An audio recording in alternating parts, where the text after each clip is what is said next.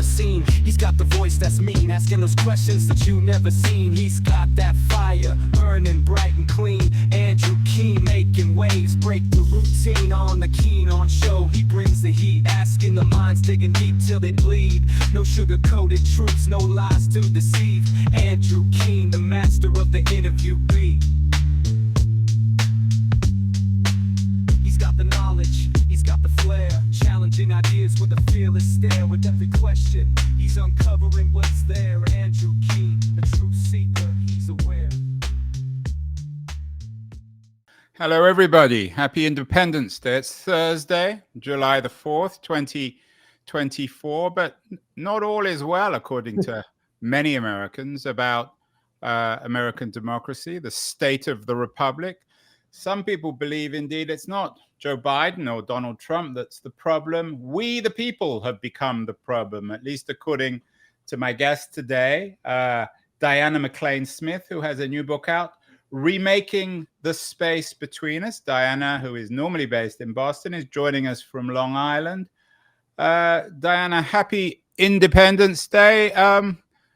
What's gone wrong in America? What's your analysis of the current mood of the country on this particular July 4th? Well, it's a particularly troubling July 4th, but it is not new. We have a history of moments in time throughout the course of our time together where we have been at great odds. Even during colonial times, there was a moment in time when many people lost confidence in Washington and the Continental Army and no longer supported our effort to break free of England and declare our independence. And that's when Thomas Paine wrote the very famous The American Crisis, where he acknowledged that these are times that try men's souls and that people were divided. And he beseeched and appealed to people not to give up on the country, despite the fact that things were not going well. And you fast forward a few decades and you come up to the early 1800s prior to the Civil War, and obviously there was great dispute over slavery. And Southerners and Northerners, and some people also in the North, not just along the geographic divide, but people who benefited from slavery and had an abiding interest in it, and those who thought it was a moral aberration, were very much at odds with one another. And it ended in a civil war. And then after the Civil War, as you well know, you had the Jim Crow era, and you had the Gilded Age, and then you had Teddy Roosevelt come into office, and the Progressive era began. And then you had FDR, and a lot of people didn't like FDR, but they ended up embracing him and his work. And then you had the 60s, another time of division and a lot of social unrest, a lot of political unrest. And then it quieted down for a while, and everybody thought democracy won. It was the end of history. And we discovered that that's not true. And we're in another era in the face of many global changes, not just the pandemic, but global changes that have been in place now for 50 to 70 years. And people are feeling anxious and they're feeling uncertain. And what do people do when they're feeling anxious and uncertain? They go to people who are like them. They become more insular. They go to their own groups and they become very closed-minded. And then they become more distant from groups that are different from them. And that then begins to develop a dynamic where I take this narrative, Diana, but... excuse me. I was almost finished. Could I just finish? Well, let me jump in. We've had our history lesson from you. You present it as if anxiety and uncertainty are unnatural, but isn't that the case of the history of any country and the history of the world? There's always anxiety and uncertainty. There are always divisions. There are always problems. What's unusual and unnatural about that? Did I say it was unnatural? I don't. Well, you implied that it's a problem that Americans were divided about slavery and about this and that, and it separated them, and then they somehow came together. But isn't disagreement normal? Isn't that how we operate as a society, whether it's America or I don't recognize that characterization. I said at different periods of time throughout our nation, there are rising moments of more fundamental disagreement. And there are moments in time over the course of history throughout the world where change is more fundamental and it's happening more rapidly. And that's happened in the last 50 years. And so it's not just a matter of disagreement, it's a matter of fundamentally differing over values and beliefs, and the conflict becomes quite personal and quite emotional. That is not something that happens all the time. That ebbs and flows, and it's ebbed and flowed throughout our history. Was there a moment then, reversing this, where America was united, where you didn't have these divisions, or a time where you can look back and think, I wish we were still like that? I don't think it's a matter of I wish we were still like that, because the history was so different. But yes, there have been times when we were very united. Oftentimes it's when there's an external threat around which we unite. World War II would be a very good example. But prior to World War II, we weren't united as to whether or not we ought to get involved. Pearl Harbor put an end to that disagreement. There have been times like that where we have come together. And I would imagine, you would, in the 90s, 80s and 90s, many people thought democracy was victorious and the Soviet Union was disbanding and we were going to be the dominant force in the world. And I think people got behind that. Although we've done shows, we did a show a couple of weeks ago in the 90s where we've done actually a couple of shows on the 90s, which reminded us that this was the beginning of a new kind of Ku Klux Klan, a beginning of right-wing terrorism. So even the 90s wasn't quite as halcyon as some of us might like to remember. What about... no, excuse me. The 90s was certainly not halcyon, but it was underneath the surface. That was the very beginning of when inequity started to rub people the wrong way and the animosity towards elites began to grow. But there was not, in fact, hate groups multiplied during the 90s, but there still wasn't the kind of open disagreement broadly in the populace that you see now. What about going back almost 300 years to the revolution or the Independence Day situation, the rebellion against the British? Even that was a kind of civil war, though, wasn't it? I mean, not everybody wanted independence, and of course, most of the rebels were, in a sense, British. Well, no, it wasn't a civil war. Every change that's ever happened in American history has not been led by a majority. The people who fought for independence from Britain, who were activists, were a minority, but they had the support of a larger populace. But there were certainly people there who sided with the British. Your analysis, I mean, you're not alone. Many people agree, I think, with a rather pessimistic view of America. But you suggest that we shouldn't blame the politicians. The standard, the orthodox view is the politicians and the political parties have gone wrong. But you say we, the people, have become the problem. Why is that, Diana? What has happened? Well, Sarah Longwell, who's the publisher of The Bulwark, you're probably familiar with her work. After January 6th, she identified what she called the Republican Triangle of Doom. And right after January 6th, if you interviewed most Republicans, they would have said that they would have called it an insurrection, they would have said it was wrong, and they would have said the election was not stolen. But then all of a sudden, the media, especially on the right, started to broadcast that it was actually patriots who had taken over the Capitol and the election was stolen. Politicians began to echo that because the people began to echo it. They started to fear losing the support of the people. So they became more vulnerable to exhorting a view that the election was stolen and that January 6th was a bunch of patriots reclaiming our democracy. And it was the interaction of those three elements, the people, the media, and politicians, especially extremist politicians.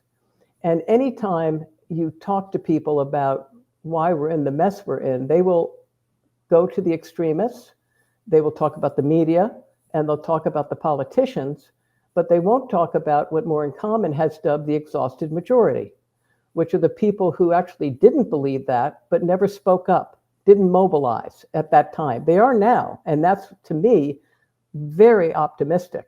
I think people are now recognizing that they have a responsibility and a role to play, and they can't cede their power to people who are on the extreme left or the extreme right, or to the media.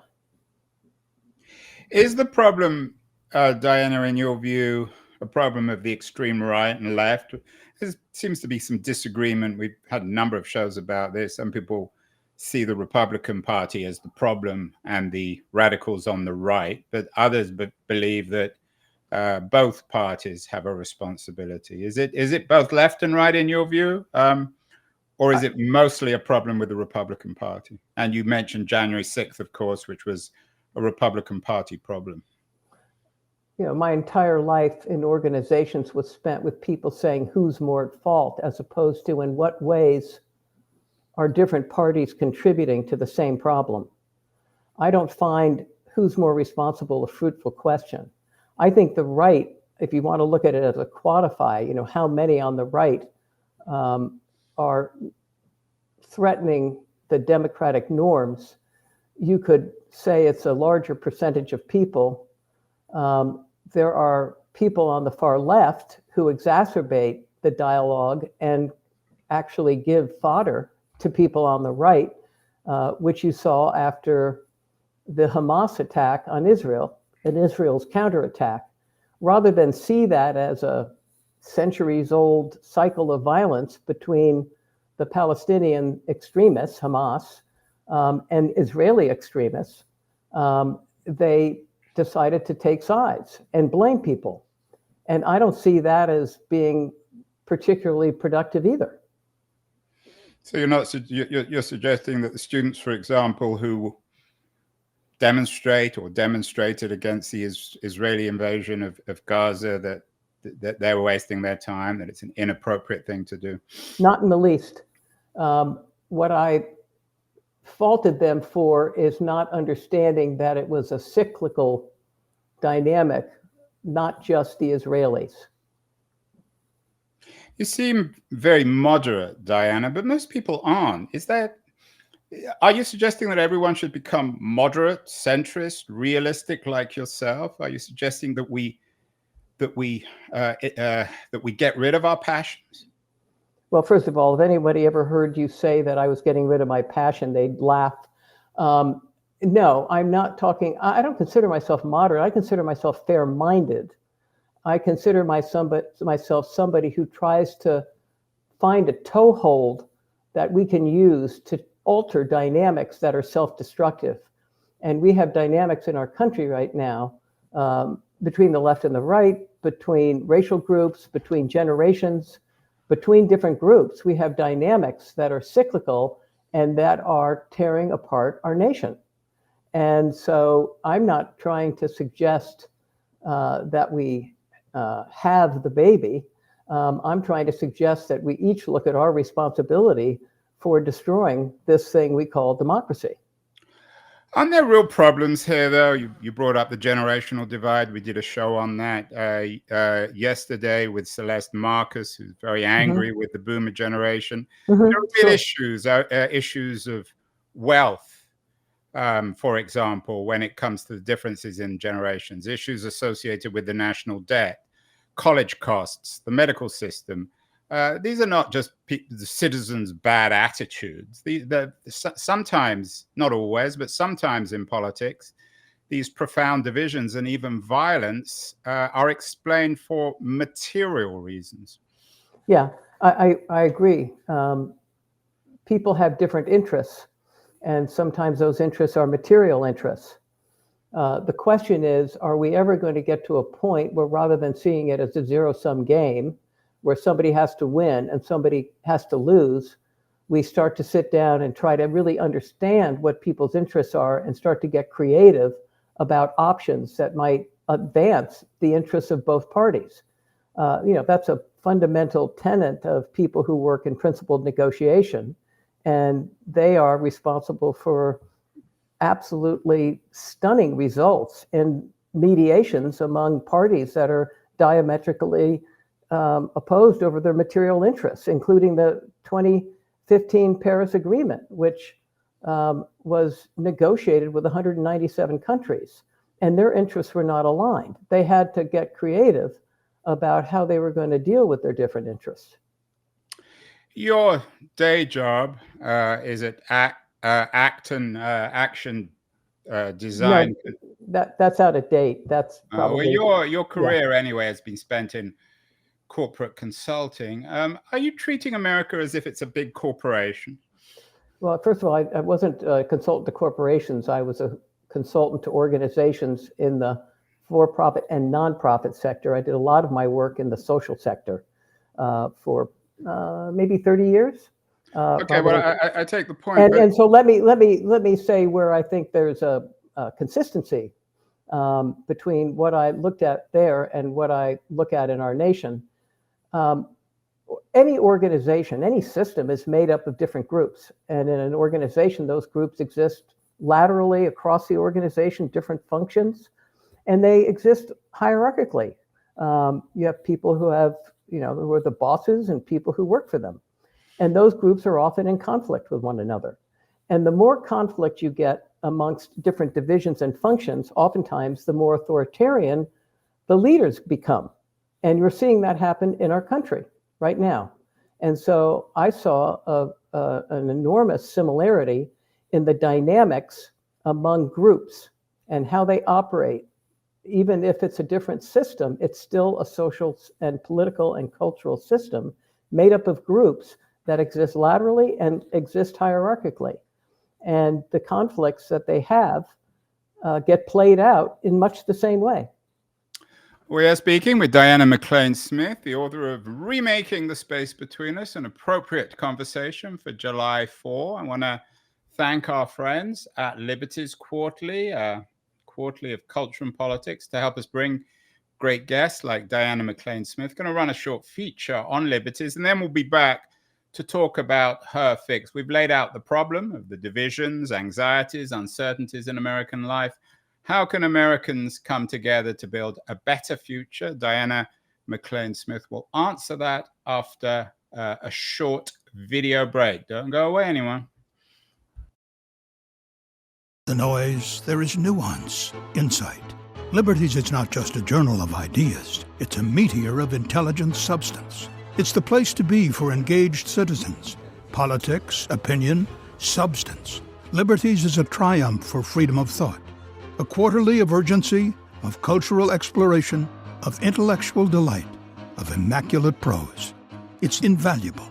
Subscribe now or find Liberties at your favorite bookseller.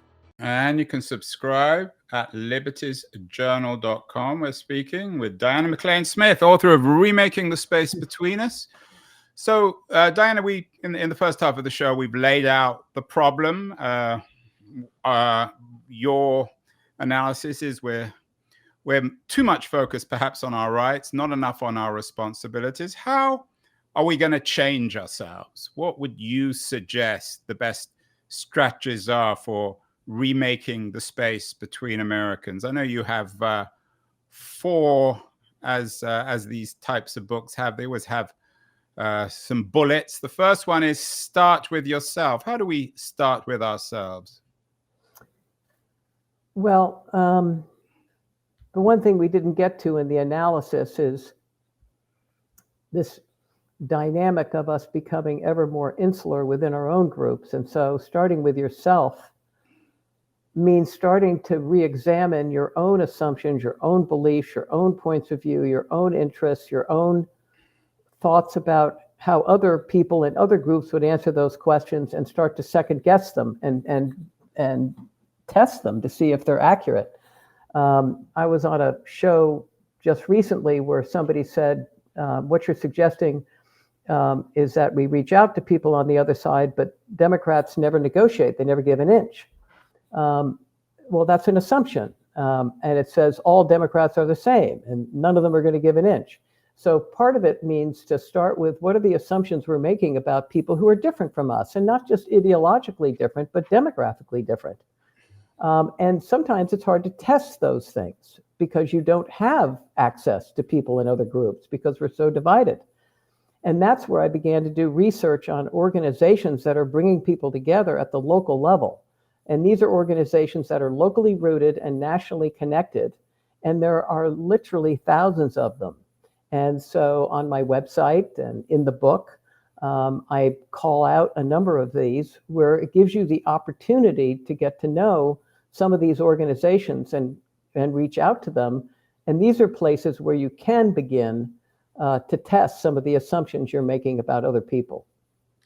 Last week, I was at the Braver Angels National Convention in Kenosha. It was there in Wisconsin, situated appropriate enough between Milwaukee and Chicago, where the two-party conventions are this Great year. example. I'm not sure how much you've looked at Braver Angels, but are they an example of a group, if you know them, that are bringing people together? Yeah, so I mentioned a number of them in the book. One essay talks about three, and I singled out these three because they are examples of different types of organizations, but there are hundreds of them in each case. Braver Angels would be one that focuses on substantive disagreements that people have across groups along political ideologies. And they create constructive debates. So they have a chair and they ask people to only talk through the chair. They have a bunch of rules that ensure that the debate stays constructive. And people come away from that being very stunned at the reasonableness of the other side and understanding better why they have the views they have. So that would be one example, Braver Angels. A second one is an organization called One Step, which is actually a part of an organization called StoryCorps. And what they do is they're trying to get at what's called the toxic polarization underneath people's differences. And this is where the divisions become more emotional, and we actually don't understand the other person well enough to see them accurately. And we tend to stereotype them and dismiss them and become disdainful. And so they have created opportunities for people, and anyone can get on their website and sign up to have 30-minute conversations with somebody whose life experience is very different from your own. If you're a younger person in their 20s, getting together with a boomer. If you're black, getting together with someone who's white. If you're, down the line of people. But they don't talk about the substance. They structure it so that you really try to understand the person's life experience. It's like a sort of dating thing, except it's not romantic. No, it's not romantic. And then the third one is Resetting the Table, which had its origins in the Middle East and then came to the US. And they do longer term work with groups at the local level to try to bring them together and help them understand each other, but also help them work on common problems. And there are a bunch of other organizations, I could go on forever, that are doing extraordinary work and giving people opportunities to get to know people who are on the other side of either an ideological or a demographic divide. What about the political ramifications? The two parties seem more and more divided and divisive. Some people believe that we need a third party. The Braver Angels seem to suggest that in some ways. Do we need new political organizations, or can we do all this on our own? If we start with ourselves, we'll get to a couple of their other solutions later. But can this be realized through individuals? No, we absolutely need political reform, and a lot of it, including a winner-take-all two-party system, which contributes to an extraordinary amount of polarization. Lee Drutman's probably written the most intelligently and expansively about this. And the difficulty is that right now it would be very difficult to pass those reforms because the populace itself is so interested in their party prevailing that they would not want to do any reform that would threaten their edge. So I do think it does not end with the people at all, but it sure as hell starts with us. We've had Lee Drutman actually on the show. You I'm sure you used have. the word ideological. For you, is that I'm sorry? you used the word ideological. Is this something that for you is almost unnatural? Is it something we need to purge ourselves of? Well, when I refer to ideological divides, I'm referring to differences that go to one of people's belief systems and values. So they have different ideologies. How ideological somebody is can be a problem. I mean, if your beliefs have you and you don't have your beliefs and you can't step back and examine them, that is a problem. But having ideas and beliefs, we all have them. It's a matter of how we hold them. And right now, the more divided we become, as I said before, and the more insular we become, the more people are clinging to these beliefs and not examining them and scrutinizing them in terms of other beliefs, in terms of data that we might all agree is reasonable data. That then becomes the problem. A lot of the strategy in the book is from below, stuff bubbling up. What about the idea that what America needs are stronger leaders? Maybe not strong leaders like Trump, but certainly stronger leaders than a man like Biden, who in his debate performance last week really disappointed and troubled a lot of people. Is one of the issues in America that strong leaders, the system is not enabling strong leadership to come through, especially younger leaders? Well, I don't think the system is, and I think we're part of the system. People are part of the system, but I don't think the system is allowing great leaders to emerge. I think the way the parties are run, the way Congress is run, the way we are so divided in our politics at the local level, at state level, is preventing the emergence of leaders who, I mean, and you're saying strong leader. I would say I'm looking for a leader who's capable, visionary, motivating, inspiring, and pragmatic, able to get stuff done. I'm not looking for someone who's going to shove stuff down our throats. So I'm not sure when you refer to strong leader to what you're referring. Well, isn't that the point? Does everyone have different, some people might define a leader as Hillary Clinton or Barack Obama. Other might define them as Napoleon or George Washington. I mean, leadership is also, in a sense, ideological. Of course it is, yes. And I think when people are wanting greater certainty and stability, which does ebb and flow over the course of history, they look for somebody who's going to be more Napoleonic or, look at the rise of Hitler and Stalin at a time of great disruption after World War I. That was not the same global reality we had in the last, in the 60s or 70s, as disruptive as those were. And they were disruptive. They were an order of magnitude more disruptive, and they gave birth to a lot of authoritarian leaders. And we see some of that emerging now. I don't consider those strong leaders. I don't. So who's your model leader? The two who often come up in these kinds of conversations about bringing America back together. The one who comes up most of all is Lincoln, and then of course there's FDR. Are these models of leadership that politicians, contemporary American politicians, should try to emulate? I would hope they would. I think people think they're a bridge too far. They're out of reach because they're so extraordinary. I don't agree with that. I would put Lincoln and Washington as the two exemplars of extraordinary leadership towards which leaders ought to aspire. And if you ever get a chance to read John Meacham's book, And There Was Light, about Lincoln's rise to power and his nomination prior to the Civil War, what's so extraordinary about it is not just his moral compass, which, by the way, evolved over time. It wasn't like he began, as a staunch abolitionist. He was a pragmatist, and he was a morally grounded person. And he struggled within himself with those two poles. And he had an extraordinary gift with people. He could read the room brilliantly.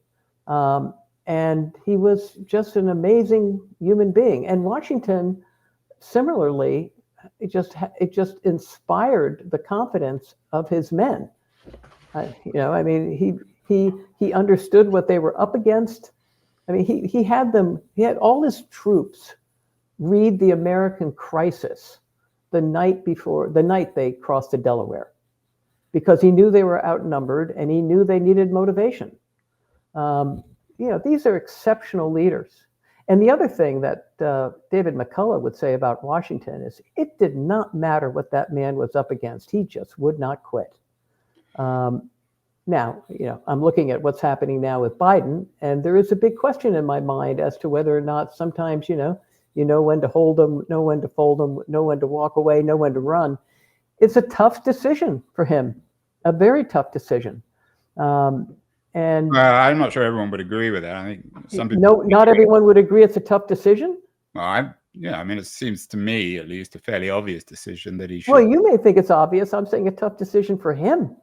Well, if he claims to be what he actually is, which is, an American concerned about the future of the country, but that's another matter. Let's end with a return to history. One of your arguments of bringing people together, remaking the space between us, is paving the way for help. In historical terms, are you talking, and the groups you've covered in this book, are we imagining a kind of new revivalist movement, almost evangelical in its quality? I wouldn't have said that. What leads you to ask the question? Sorry? I said I would not have put it that way. What leads you to ask the question? Well, paving the way for hope sounds rather evangelical. You quote the Chinese philosopher Lin Yutang, who said, "Hope is like a road in the country where many people walk on it. The road comes into existence." That sounds rather evangelical, revivalist. I mean, America is a country with a strong religious tradition. Do you think that needs to be rethought or reimagined and attached to this bringing the country back together? I would not have thought of it as evangelical, but I see what you're saying. I think people need hope. I think people are despairing about our ability to move forward as a multi-group democracy. And I don't think that you can manufacture that hope out of nothing. I think people have to begin doing what it is they want to see. So if they want a country that is less divided, then they need to act in ways that will create less division. And once we do that, and we are starting to do that quite a bit, actually, then I think people have reason to hope. And I think people need hope in order to continue to do the work we need to do. Otherwise, why do it? If you don't think it's possible, you just give up. Diana, finally, some people might be listening or watching and thinking, is this all invented drama? Everyone these days seems to complain about everything, whether it's airlines or healthcare or their own mental condition. America remains an incredibly dynamic, wealthy country. The economy is humming along, certainly compared to almost any other economy. Society pretty much works in America. For all the dramatic warnings about civil war, there doesn't seem much evidence of that at the moment. Can America continue to be a successful society and at the same time be divided? I don't know. I suspect it's going to be very problematic. Some of the divides go quite deep. It makes it hard to solve very urgent problems. We've got climate change, we have immigration, we have sustaining our economic engine, which is doing well now, but as you know, it goes up and down over the course of history. How are we going to attend to those problems if we are so divided that we can't reach agreement on how to handle them? I just think that's going to be tough. But you use those two examples, immigration and climate change. People disagree. People disagree about the depth of the problem, and certainly when it comes to immigration. Americans, both left and right, white, black, brown, they're very deeply divided on whether or not immigration is the solution or the problem. So are we ever going to be in a society where everyone agrees on these things? I don't think so. We'll be in a society where everyone agrees on it, but I don't know if you've had Larry Diamond and James Fishkin. I've had Diamond. Okay, well, then you know that he conducted deliberative democracy experiments where the media and extremists were not allowed in the room, and they took up questions, including immigration. They polled them. The group was representative sample, 500 people or more. They polled them at time T1 as they began. Then they deliberated in small groups about immigration as well as other issues. And then they polled them at the end as to their views. And without exception, not without exception, but almost everybody moved more towards a moderate centrist position and away from extreme answers, and reached a lot of consensus on ways they might move forward on immigration. So, it looks like if we have the right conditions, it might be possible for us to reach consensus. So citizen assembly style reform, so people could get into the same room. I know the Irish Canadians, but the Irish in particular pioneered this in terms of citizen assemblies on abortion, which was a profoundly divisive issue in Ireland. As it is here. So those experiments were quite provocative, and I talk about them at the beginning of the book because I think they suggest that we're capable of better, and it's a matter of recognizing that and learning from people who are already doing better in our country. So finally, Diana, I want to thank you so much for coming on the show on this July 4th. Perhaps you might suggest one thing, a practical thing, a thing which wouldn't require too much effort that people might begin to do to remake the space between us, how citizens can actually work together to build a better future for all in the United States. The one thing I think would help the most is the next time you're with somebody who has a different point of view or comes from a different background, is rather than start by focusing on where you disagree on positions, is don't build a case, build a relationship, and try to get to know the other person. Try to get to know why they see the world the way they do, what their experience in life has been, and most importantly, what they have in common. I have a lot of friends who are far to the right of me, and we share a lot of the same interests and the same values, and that allows us to disagree productively. So that's something people might think about.